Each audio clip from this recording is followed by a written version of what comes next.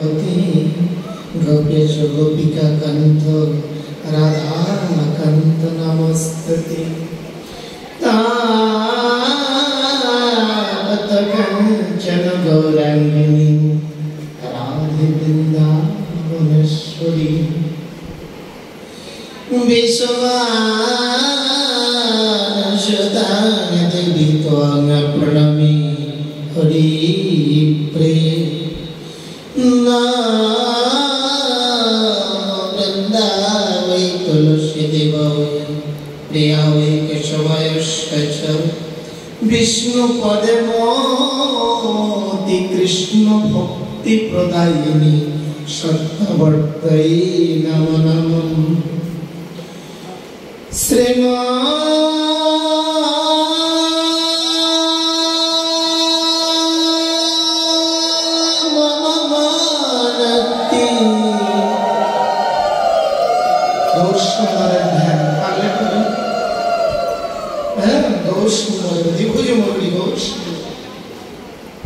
श्रीमानकते कदमया पद्मचिकुरनुशस्नेय चन्द्राय चन्द्रन्यं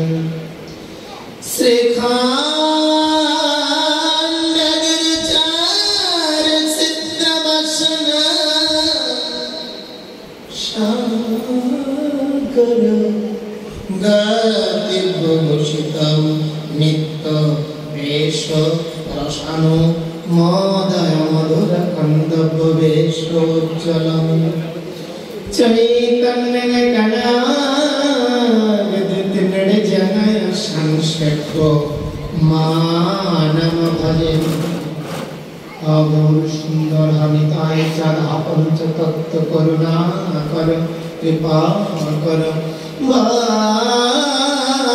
भज श्री कृष्ण चैतन्य प्रभु नित्यानंद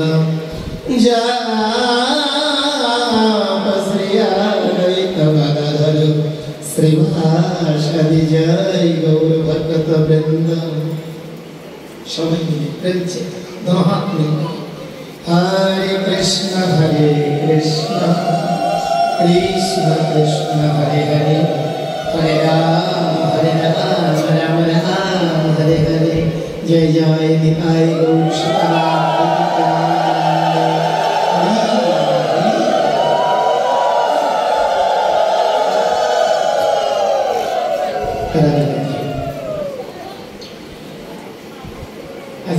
चैतन्य चैतन्य तो बोलबेन আমি উপলক্ষ তার দিনহীন চাকর কথা বলবেন না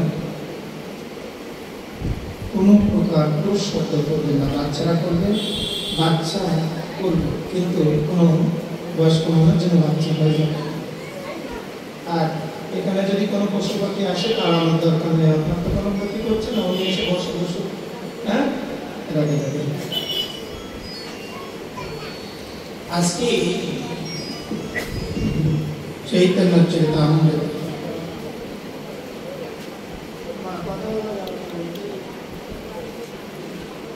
जेहेतु वैशाख मास प्रवासी आगे चैतन्य चरितामृत प्रवेश करবার আগে আমাদের চলমান যে যাত্রাটি চলছে চলমান এখন একটা যাত্রা চলছে যাত্রাটার নাম কি चंदन यात्रा चलमान वैशाख मासे चंदन यात्रा बोले चैतन्य चैतन्यते प्रवेश करब बाबाদের কোনো আপত্তি আছে তাকে আমরা একটু জানিয়ে দিই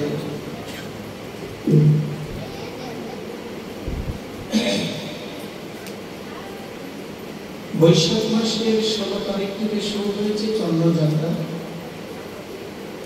21 দিন চলবে চন্দন যাত্রা এটা শ্রবণ করে আপনাদের কি হবে অনেক কিছু হবে আপনাদের না আমার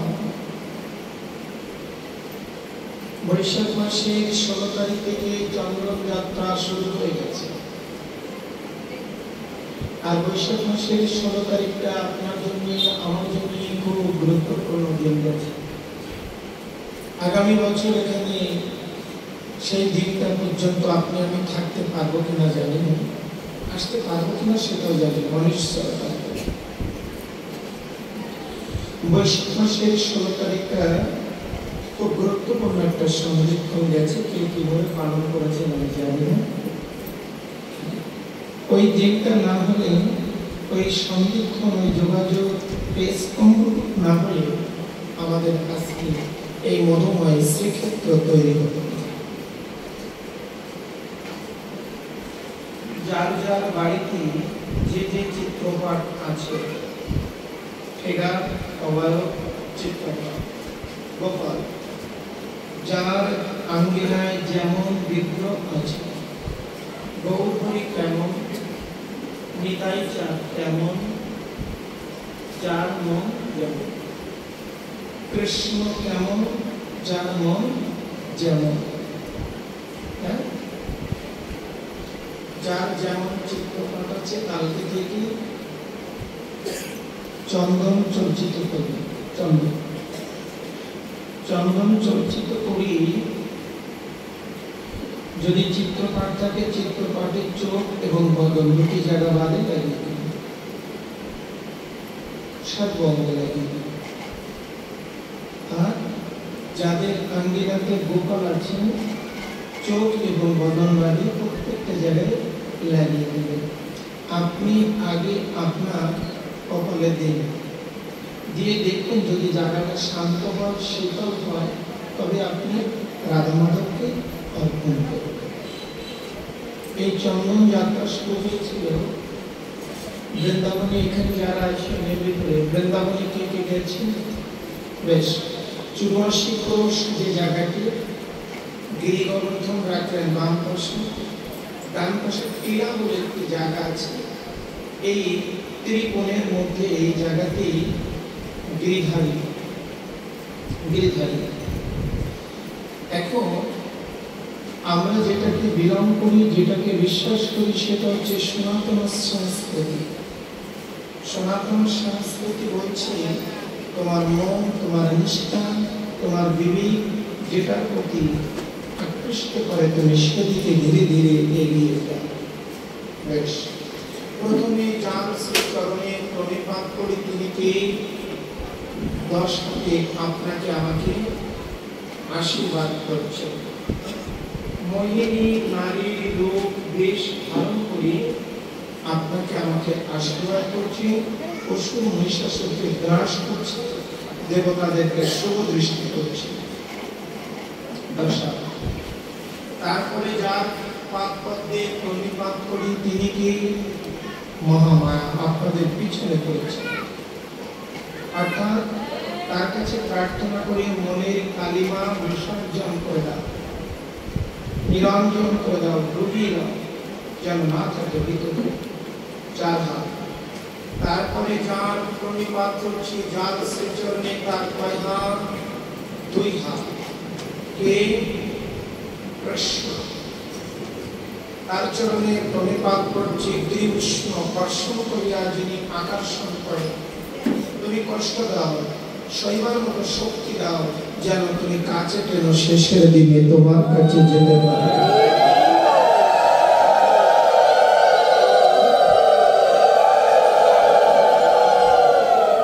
তারপরে যার বিক্রিয়ে প্রণিপাত করছি, তিনি কে?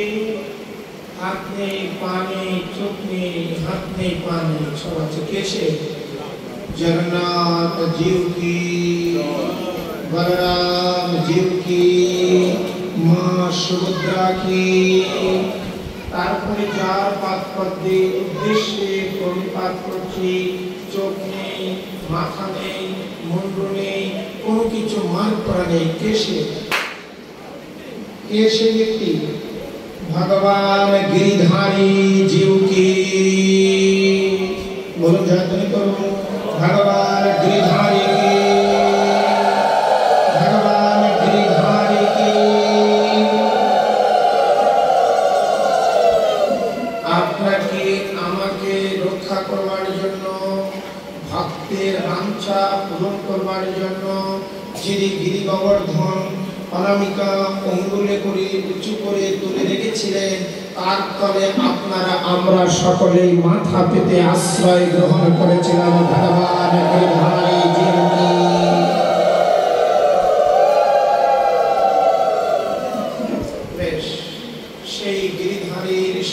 নিকটে সারাটা দিন বসে আছেন যিনি অদ্বৈত প্রভুর শ্রীগুরুদেব, নিত্যানন্দ প্রভুর শ্রীগুরুদেব। আমরা এখানে বিভিন্ন সম্প্রদায়ের মানুষ আছি, চারি সম্প্রদায়। কেউ ঠাকুরমশাই পরিবার হতে পারে, কেউ নিত্যানন্দ পরিবার হতে পারে, কেউ অদ্বৈত পরিবার হতে পারে, কারো তিলক কুকুর হতে পারে, কারো তিলক পাদকা হতে পারে, কারো তিলক বংশীপত্র হতে পারে, কারো তিলক ঘটপত্র হতে পারে, কারো তিলক ঊর্ধ্বপত্র হতে পারে, কারো তিলক তুলসী পত্র হতে পারে। কোনো মেটার করে না। আপনি আর আমি, ভাই আর বোন, যে যার সন্তান আমরা হই না কেন, আমরা একে অপরের গুরু ভাই এবং গুরু বোন। ইনাদের সকলের যে বিধগ্ধ ব্যক্তি শ্রী গুরুদেব, তার নাম কি? চৈতন্য চরিতামৃত বুঝতে হলে এখান থেকে আসতে হয়, পাওয়ার অবস্থা। যারা নিয়মিত চৈতন্য চরিতামৃত পড়ে, বিধগ্ধ ব্যক্তি তার নাম কি? মাধবেন্দ্র পরিবার। হ্যাঁ, শ্রী গুরুদেব মাধবেন্দ্র পরিবার, অদ্বৈত প্রভু মাধবেন্দ্র পরিবার। খুব সুন্দর করে বুঝবেন আপনারা কথাগুলো। গিরিধারীর ওখানে বসে আছেন, গিরিধারীর স্বামী।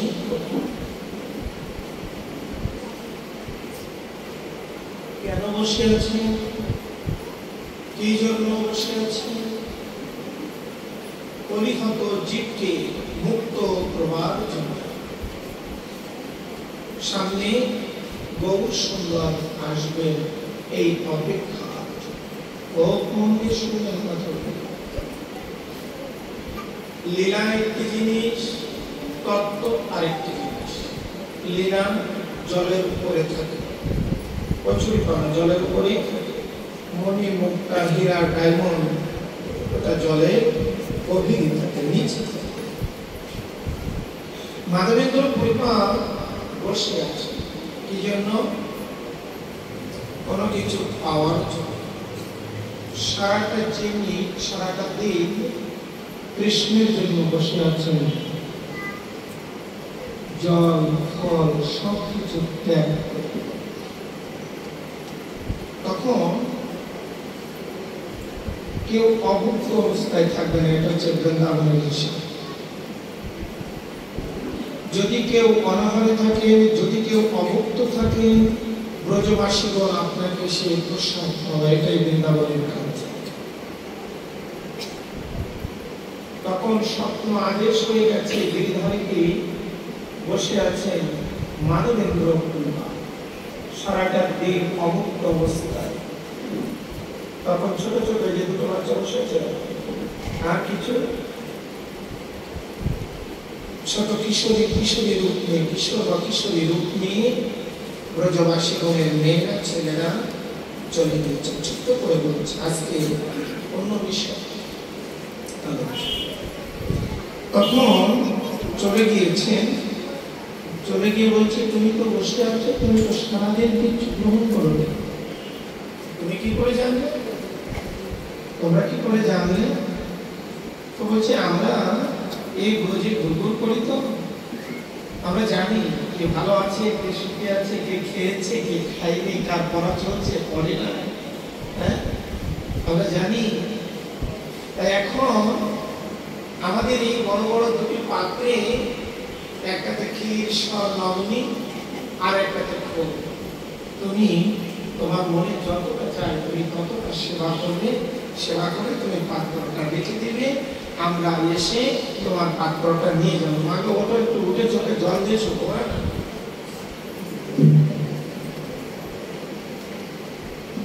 তখন বলে চলে গিয়েছে, চলে গিয়েছে।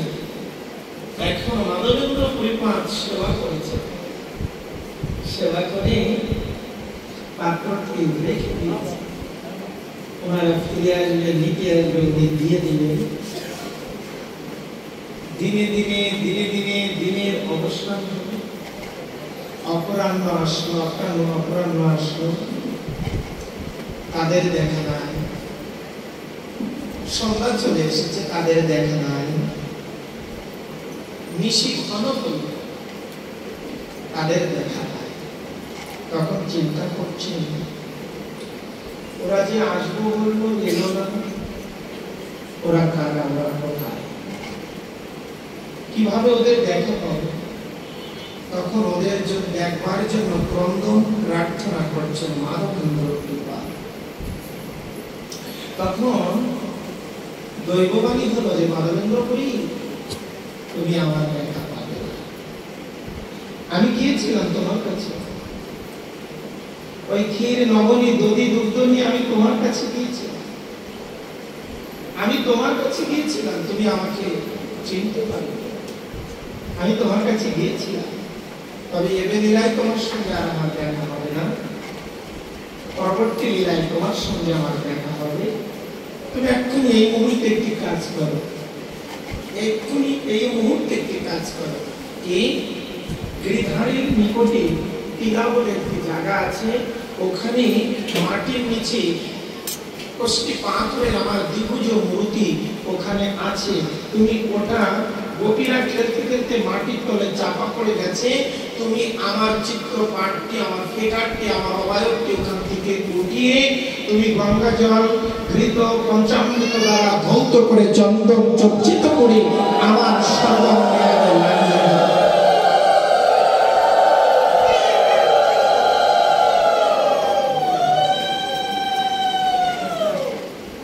যথা কথা তথা কাজ। চলে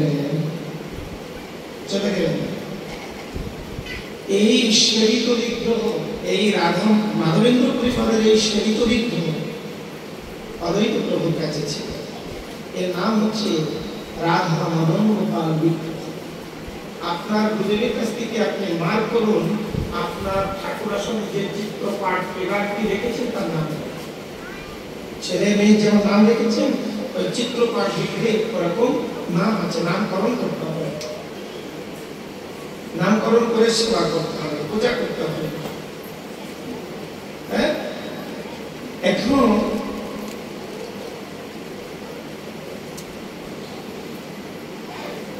যথা কথা তথা কাজ মাধবেন্দ্র কৃপা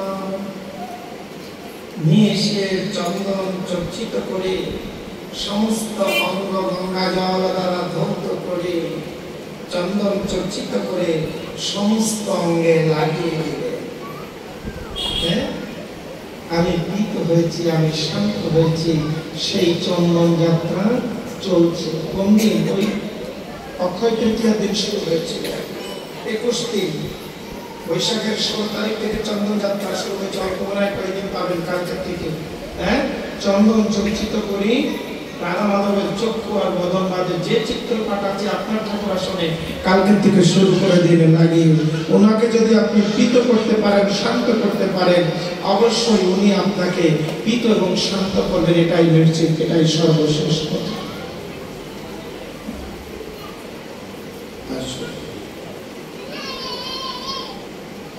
চৈতন্য চৈতামৃত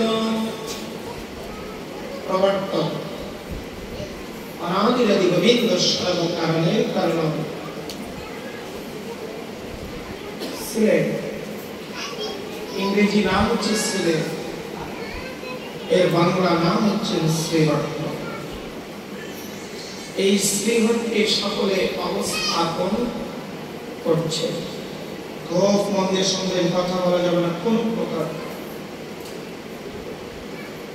শ্রীমান গৌরাঙ্গ মহাপ্রভুর পিতার নাম কি? জগন্নাথ মিশ্র। জগন্নাথ মিশ্রের পিতার নাম কি? প্রতিদিন ভাগবতে যাবেন, খুব মন্দের সঙ্গে চোখ মন লিখিত দিকে গেলে হবে না। শ্রীমান গৌরাঙ্গ মহাপ্রভুর পিতার নাম জগন্নাথ মিশ্র। তাহলে জগন্নাথ মিশ্র চৈতন্য চৈতামৃত এখন আসেনি, চৈতন্য ভাগবত, চৈতন্য মঙ্গল অনেক পরে।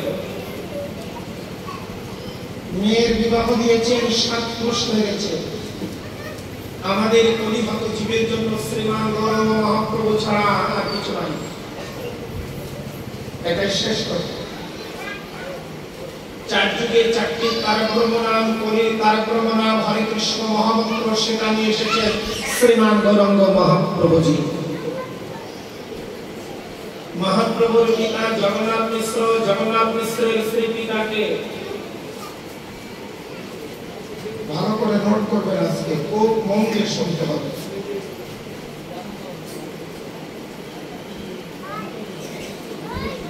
সিলেট হচ্ছে সমস্ত মহাত্মার কেন্দ্রবিন্দু স্থল।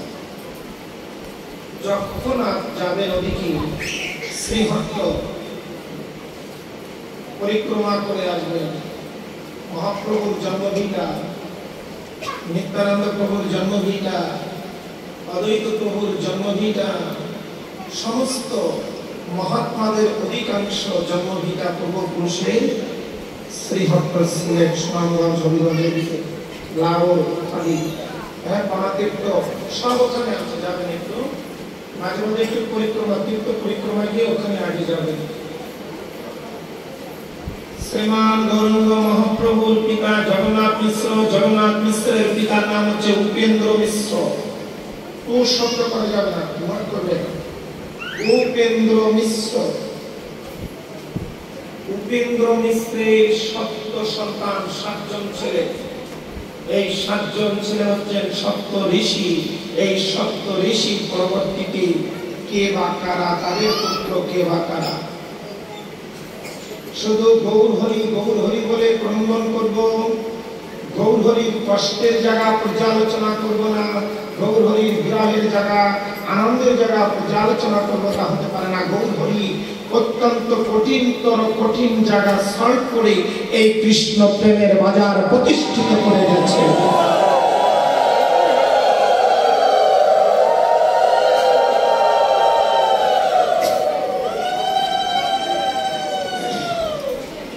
শ্রীমান গৌরাঙ্গ মহাপ্রভুজি, শ্রীমান গৌরাঙ্গ মহাপ্রভুজি কি এই বছর 144 বছর পরে ঠিক গ্রহণও লেগেছে, পূর্ণিমাও লেগেছে, মহাপ্রভু এসেছেন এবছর দোল পূর্ণিমা। উপেন্দ্র মিশ্র 7 জন যে পুত্র সপ্ত ঋষি বলা হয়। খুব মন দিয়ে শুনবেন আজকের কথাগুলো, প্রতিদিন থেকে শুনবেন। অরিচি, অরিত্র, অঙ্গিরা, পুলকস্ত, পুলহ, পতু, বৈশিষ্ট্য, এই 7 জন উপেন্দ্র মিশ্রের পুত্র। এনাদেরকে সপ্ত ঋষি বলা হয়। এই সপ্ত ঋষি কাছে নারদ গিয়েছিলেন, যাকে রদ করা যায় না, পায়ের ধুলা আনতে গিয়েছিলেন। একটু মনে পড়ে কিনা দেখবেন, ধুলিয়ে দিয়েছিল। আমরা যাকে প্রার্থনা করতে বসেছি তার জন্য চরণ ধুলি দিতে পারবো না, সব দিতে পারবো, চলে যাও। আস্তে আস্তে পেলেন 2 জন নারী, একজন রুক্মিণী, একজন সত্যভামা, তারাও দিলেন না, চলে গেলেন বৃন্দাবনে। ব্রজ গোপীগণ দিয়েছিলেন। তারা বলেছিলেন আমরা জানতাম আমরা নরকে যাব, কিন্তু আমরা ধুলি দেব কেন? আমরা নরকে গিয়েও এই কৃষ্ণ নাম গাইব। আমরা জানি আমাদের পাপ হবে, তবু দিব কেন? আমরা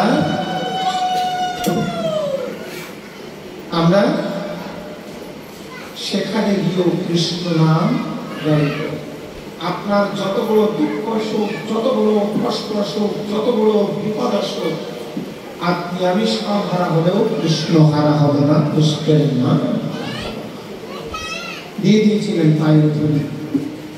সেটা হাতে নয়, বক্ষে নয়, কাঁধে নয়, মাথায় করে নিয়ে কৃষ্ণ রেখেছিলেন। কেন?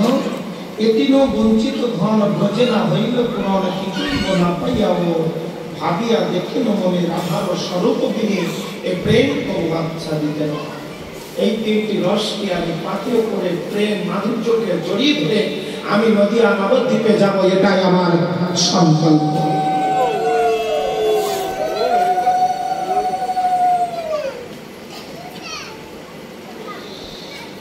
এই সপ্তঋষি মানব দেহ ধরলেন সাতজন। এই সাতজন কে কে?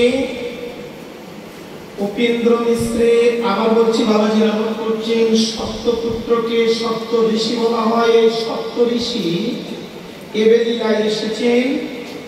কংসাহারি এক নম্বর পুত্র, কংসাহারি, পরমানন্দ, পদ্মনাভ, সর্বেশ্বর, পঞ্চম নম্বর জগন্নাথ মহাপ্রভুর পিতা, 7 নম্বর ত্রৈলক্ষ্যনাথ।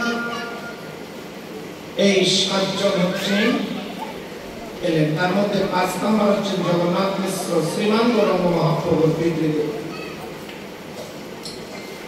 কংসাহারি, পরমানন্দ, পদ্মনাভ, সর্বেশ্বর, জগন্নাথ, জনার্দন, ত্রৈলক্ষ্যনাথ, 7 জন। এই 7 জনের মধ্যে হচ্ছেন জগন্নাথ মিশ্র। আর জগন্নাথ মিশ্রের বিবাহ হলো। জগন্নাথ মিশ্রের বিবাহ দিলেন পিতা। কোথায়? শ্বশুর মশাইকে নীলম্বর চক্রবর্তীর কন্যার সঙ্গে। সচিমাতার গর্ভে পরপর 8টি সন্তান এসেছেন। পরপর 8টি কন্যা সন্তান।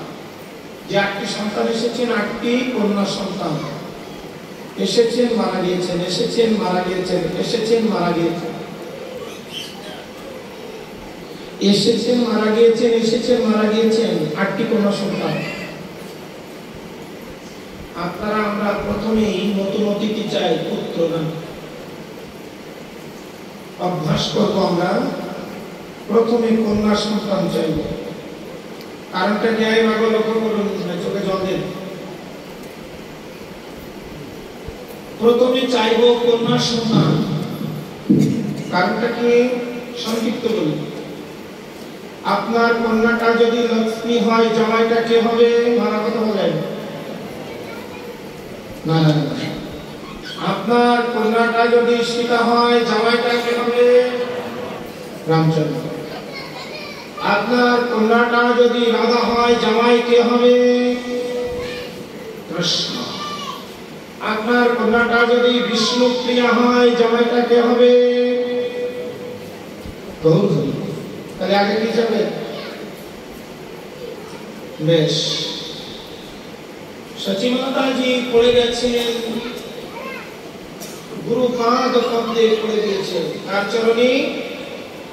গুরুর চরণে পড়ে গিয়েছে। গুরুর চরণে পড়ে গিয়ে বলছেন, গুরুদেব আমি কি অন্যায় করেছি, কি অপরাধ করেছি, কি পাপ করেছি, আপনি আমার সমস্ত পুষ্টি বিচার করে বলুন। না বলিলে আপনাকে আমি এখান থেকে যেতে দেব না। এটা আমার শাসন না, এটা আমার দাবি, এটা আমার আবদার, এটা আমার ভজনের অগ্রসর হওয়ার পথ বা কথা। শ্রী গুরুদেবের চরণ পদ্ম জড়িয়ে ধরে বলছেন, আপনি আমার দিক নির্দেশনা করুন, আমার এই অবস্থা কেন? গুরুদেব নির্দেশ দিলেন, যাও যাও, তুমি এখন সমস্ত সাধু গুরু বৈষ্ণবকে আমন্ত্রণ করো, তাদের চরণ জল করো, তাদের সেবা করো, তাদের ধ্যান করো, তাদের পূজা করো, তাদের অধ্যয়ন করো। তারা যদি তোমার প্রতি শান্তি হয়, প্রীত হয়, সন্তুষ্ট হন, খুশি হন, তারা যদি খুশি হয়ে তোমাকে কোনো বর দেবে, তাহলে অচিরাত তোমার এই বাধা কেটে যাবে।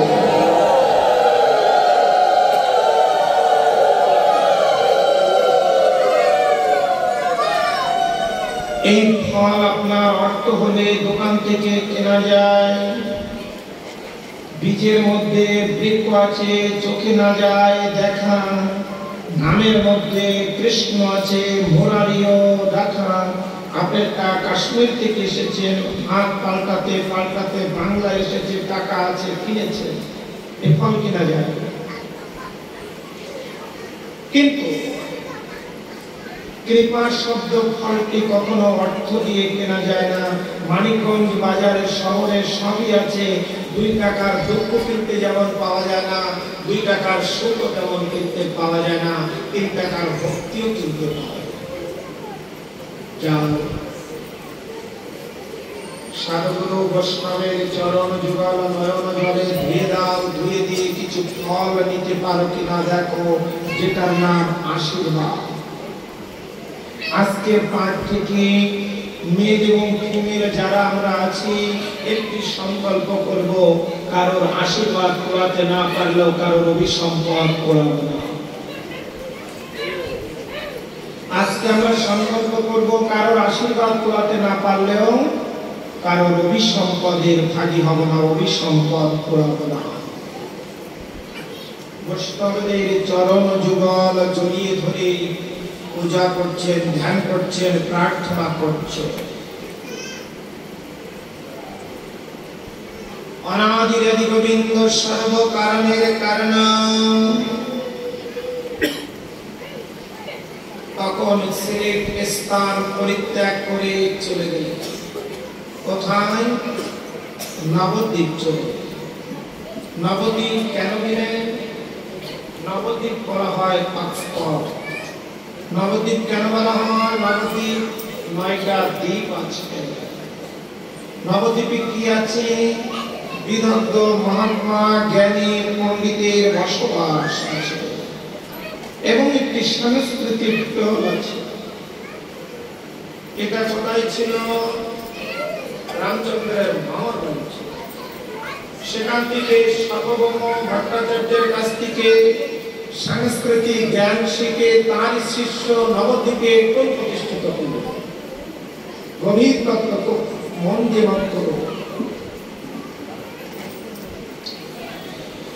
তখন শ্রী গুরুদেবকে বসিয়ে যে নিমতলায় নয়ন জলে চরণ জল করেছিলেন, সেই গাছটি এখনো আছে। আপনি আছেন তো? সবই আছে। আমি আছি, সবই আছে। আপনি আমি নেই, কিচ্ছু নাই। তখন নির্দেশ দিলেন, শালগ্রাম শিলা অর্চনা করো। কাকে? জামাইকে, জগন্নাথ মিশ্রকে। তখন দেখতে পেলেন গভীর ঋষিতে শালগ্রাম শিলা থেকে একটি জ্যোতি জগন্নাথের হৃদয়ে প্রবেশ করল। আমার স্বপ্নে দেখলেন সেই জ্যোতিটি সচিমাতার গর্ভে ট্রান্সফার হচ্ছে। তো ভালো করে বুঝবেন, এক ঝলক আনন্দের পরে পিতা যদি ত্যাগ করেছিল মরে, মা যদি ধরে না রাখতেন আলোহীন অন্ধকারে পৃথিবীর মুখ আপনি আর আমি দর্শন করতাম কেমন?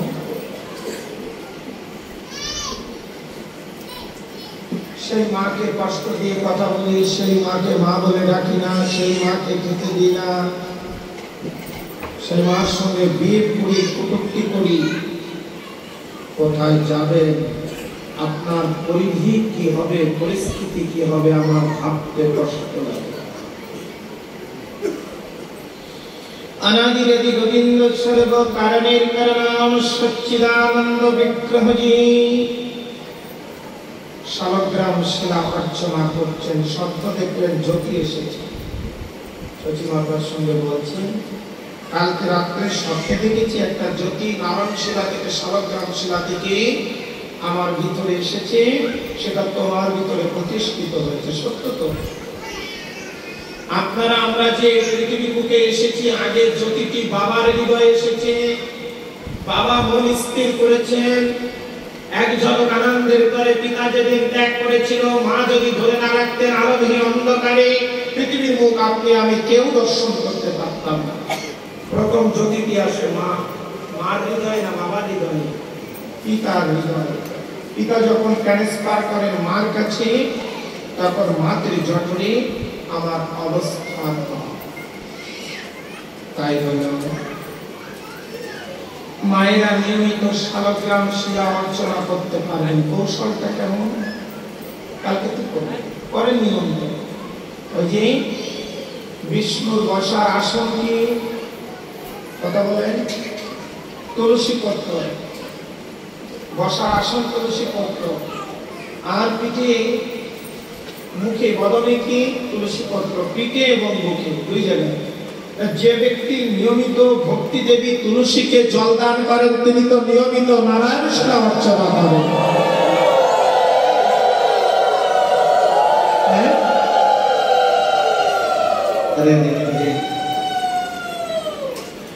তখন অর্চনা বন্দনা করিতে করিতে কিছুদিন যেতে যেতে যেতে যেতে যেতে যেতে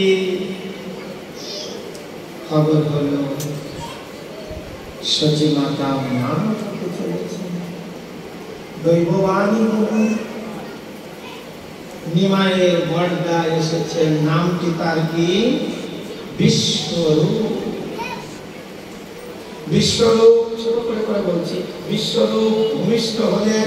ভূমিষ্ঠ হওয়ার পরে সন্ন্যাসীর সঙ্গে দেখা হলেন। সন্ন্যাসীর সঙ্গে তিনি চলে গেলেন, সংসারে পদার্পণ করলেন না, চলে গেলেন। তাহলে যে সন্তান হারা মা, সে ঠিক সন্তান হারাই থাকলেন। এর মধ্যে যে মা যে সন্তান হারিয়েছেন, তার থেকে ভালো যন্ত্রণা অন্য কেউ বুঝবে না। যার হারিয়েছে তিনি বুঝবেন হারানো যন্ত্রণা কেমন।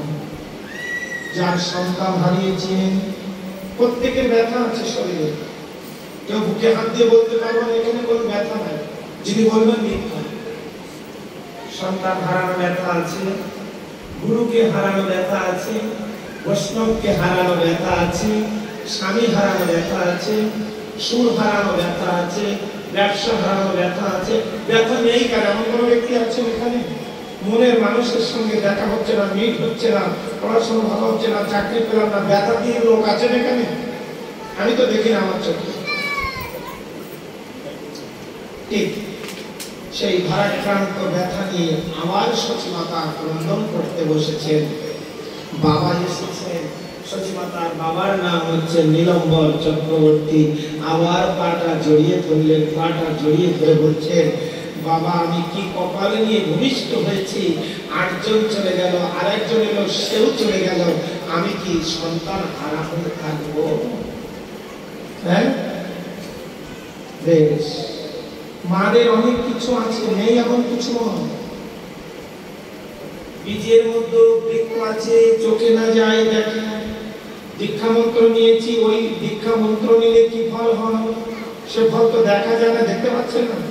কিছু উদ্ঘট বাজারের পাড়ার সেদ্ধ মশলা দীক্ষা নিলে যে ফল ফলে সে ফল তো দেখা যায় না, বলেন অনেক সেদ্ধ মশলা। আপনার মানিকগঞ্জ, আপনার উথানি, আপনার বেতুলিয়া, আপনার আশপাশ থেকে ধামরাই কত মায়ের সন্তান চলে গেছে স্বামীবাগ, কত সন্তান চলে গেছে নারিন্দায়, কত সন্তান চলে গেছে মায়াপুর, কত সন্তান চলে গেছে হরিদ্বার। কি ফল ফলে আপনি চোখে দেখতে পাচ্ছেন না? হ্যাঁ, স্বামী ছেড়ে, সংসার ছেড়ে, গৃহ ছেড়ে, সব কিছু ছেড়ে চলে গিয়ে দেখতে পাই না চোখে কি ফল ফলে। বাস্তব এই সেদ্ধ মশলাগুলো একটু দেখুন। সব কিছু ছেড়ে দিয়ে 2 ঘন্টার জন্য সব কিছু ছেড়ে দিয়ে এই ফল পাওয়ার আশায় সবাই এখানে এসেছে। কৃষ্ণ মন্ত্র ধ্যান জ্ঞান জপ তপ পাঠ শ্রবণ করার জন্য।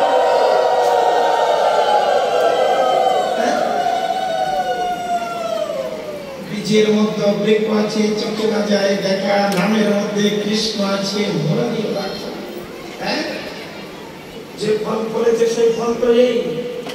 আপনাদের কর্মস্থল থেকে আপনারা ছুটি করে এসেছেন ভক্ত সঙ্গ করবার জন্য। কি ফল ফলেছে দেখুন একটু। রাধারানী, বহু সুন্দর, রাধা মাধব, মদন মোহন, তুমি তাকিয়ে দেখো আজ তোমার কত ভক্ত তোমার কথা শ্রবণ করতে এসেছে। এদিন বৃথা যাবে না। যেদিন আপনার আমার এক্সাম হবে, এক্সাম মানে বুঝুন তো পরীক্ষা, সেদিন এই দিনটা স্বর্ণাক্ষরে লেখা হয়ে থাকলো যে কালীখোলা মায়ের বাড়ি মন্দিরে এই কয়দিন ভাগবত শ্রবণ করেছে, এটা লেখা থাকে। এই লেখা মিছ করে না, লেখা পরিষ্কার। কোন লেখা মিছ হয়? জামাইটাকে পদ মানে জামাইয়ের পদ ধৌত করে প্রাইভেটে উঠিয়ে দিলেন, মাইক্রো হাইক্স এডিএক্স এ উঠিয়ে দিলেন। মেয়ের এই জায়গাটা ধুয়ে দিতে পেরেছেন কি? পা ধোয়ানো যায়, কপাল ধোয়ানো যায়? মরণের কথা যেমন চরণে বলে, গুরুদশার আগে দুর্দশা আসে, ঠিক তদ্রূপ একের পরে এক চলে যাচ্ছে, ভেঙে যাচ্ছে সচিমাতার মন, কিন্তু নষ্ট হয় না, চলে না। আপনি আর আমি 9টা সন্তান হারিয়েছেন, একবারের জন্য চলে যাননি, বিশ্বাস হারাইনি যে যাকে ডেকে আমার এত বিপদ, যা তাকে ডাকবো না, যে করে আমার আশ আমি করি তার সর্বনাশ, যে ছাড়ে না আমার কাজ আমি হই তার দাস এবং দাস। সেই বাচ্চাটাই দুগ্ধ বেশি পায়, সেই বাচ্চাটার বাঞ্ছা তত বেশি পূর্ণ হয় যে যত ক্রন্দন করতে পারে, কাঁদতে পারে। আপনি আপনার চিত্রপাঠকে নাম রাখুন, নেমে প্রতিদিন ক্রন্দন করুন, চান অবশ্যই তিনি আপনাকে দুগ্ধ বিলাবে, ইহাতে কোনো সন্দেহ না। চলে গেলেন। এইবার যে সন্ন্যাসীর সাথে চলে গেলেন, সন্ন্যাসীটির নামটি কি নোট করে রাখুন, সংসারানন্দজি। সন্ন্যাসীর পিছ ধরে চলে গেলেন।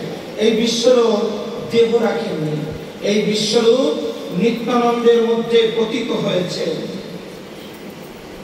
এই বিশ্বরূপ নিত্যানন্দের সঙ্গে পতিত হয়েছে, নিত্যানন্দের আত্মার সঙ্গে মিশে গিয়েছে। তাই বিশ্বরূপ যা, সংকর্ষণ তাই, নিত্যানন্দ তাই, নিতাই গৌর হরিবল।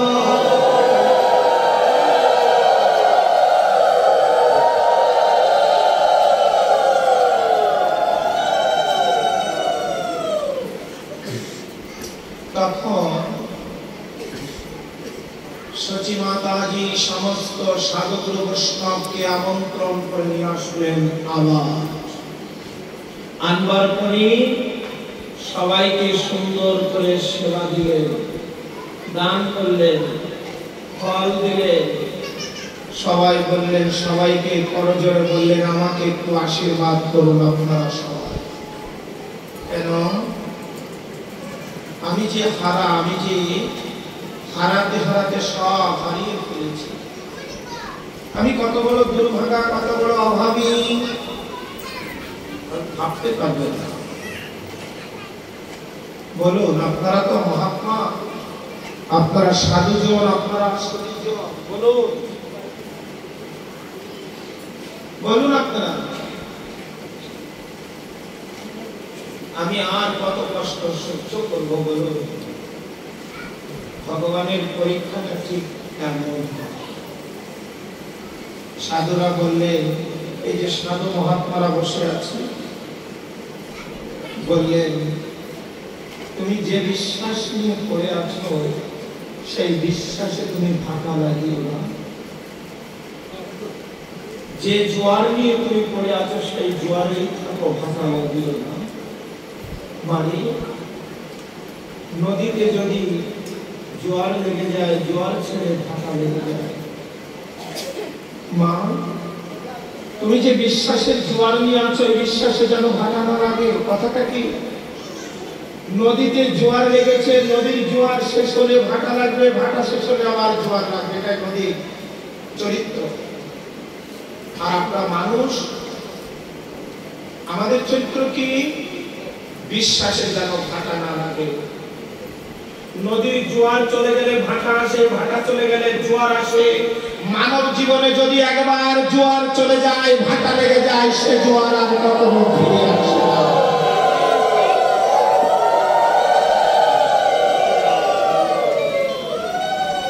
যে বোনটি আজকে যুবতী আছো, কুমারী আছো, ইচ্ছা করে এখন বৃদ্ধা হতে পারবে?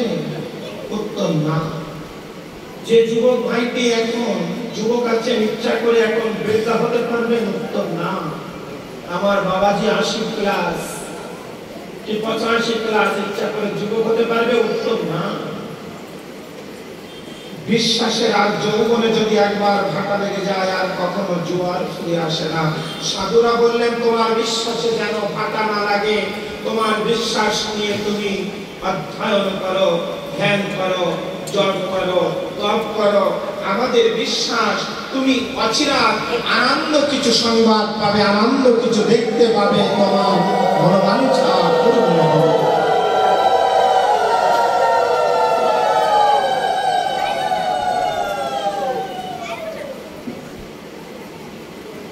এক চোখে দেখিছেন আর এক চোখে কাঁদিছেন। এই লীলাটি হয়েছিল কোথায়? সুরধনের তীরে। দেবাদিদেব মহাদেব অদ্বৈত আচার্য রূপে মা শঙ্করী অদ্বৈতের স্ত্রী হয়ে, সীতা ঠাকুরানী হয়ে সুরধনের তীরে কাঁদছেন।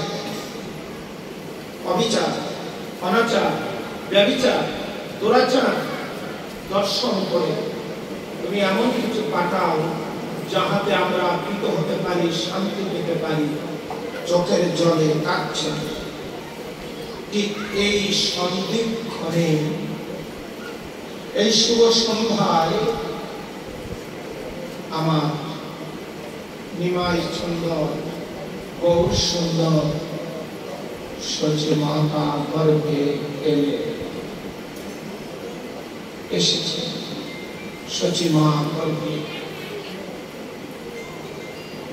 আনন্দের সীমানা।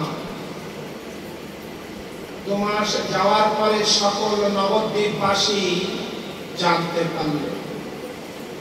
সচি মাতাকে দর্শন করে শ্রী গুরুদেব এসে বললেন তুমি কৃপা দৃষ্টি পেয়েছ সাধু। একেই বুঝতে পেরেছেন কেন? যখন আপনি আমি মাতৃ জঠরে ছিলাম, পাড়ার লোক, গ্রামের লোক, শহরের লোক, পরিবারের লোক আমার মায়ের ফেস দেখে বুঝতে পেরেছিলেন আলাদা একটা জ্যোতি প্রকাশিত হচ্ছে। আর এই জ্যোতি বলে দিয়েছে এখানে কেনাকে এসেছে। শ্রী গুরুদেব বুঝতে পেরেছেন এটা লক্ষণ। 19টা লক্ষণ আছে মাদের, যে লক্ষণ দেখলে বোঝা যায় যারা জ্ঞানী, যারা বিচক্ষণ, যারা ডাক্তার, যারা গায়ন ডাক্তার, তারা বুঝতে পারেন যেটা পরীক্ষা করতে যাওয়া লাগে, বুঝতে পারেন ইঙ্গিত দেখে। ঠিক শ্রী গুরুদেব বিচক্ষণ ব্যক্তি বুঝতে পেরেছেন। গুরুদেব ব্যক্তি অযাচিত ভাবে চলে এসেছেন। অযাচিত মেহন পতিত এই জন্ম যাচিত অযাচিত ভাবে এসে গুরুদেব বলছেন তুমি বাঞ্ছা পেয়েছো, তুমি কৃপা পেয়েছো, তোমার বাঞ্ছা পরিপূর্ণ হয়েছে। জগৎ উদ্ধারকারিণী এসেছেন তোমার কাছে। জগৎ উদ্ধারকারিণী এসেছে। যখন এসেছে গ্রহ তখনই চন্দ্রমাকে গ্রাস করে ফেলেছে। চন্দ্রমার 7টি কন্যা, এই যে তারা নক্ষত্র, এনাদের জন্ম নক্ষত্র, এনাদের প্রত্যেকের নাম আছে। অত ব্যস্ত হলে, চঞ্চল মন হলে প্রতিদিন ভাগবতে যায় না। রাহু গ্রাস করে ফেললেন চন্দ্রমাকে। চন্দ্রমার 7টি কন্যা, এই যে তারা নক্ষত্র যাদের সব চন্দ্রমার সন্তান। তার সন্তানকে, তার সঙ্গে তার বিবাহ হয়েছে, রাহু চন্দ্রমাকে গ্রাস করে ফেললেন। কেন? আমাদের নদিয়া নবদ্বীপে যে বহু সুন্দর এসেছেন,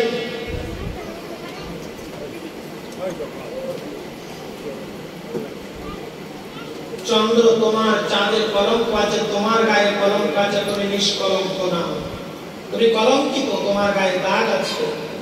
কিন্তু অনিহত জীবকে উদ্ধার করার জন্য যে চন্দ্রের উদয় হয়েছে নদিয়া নবদ্বীপে, সেই চন্দ্র নিষ্কলঙ্ক, তোমার গায়ে কলঙ্ক আছে। তাই রাহু চন্দ্রকে গ্রাস করে ফেললেন। বহু চাঁদ এসেছিল।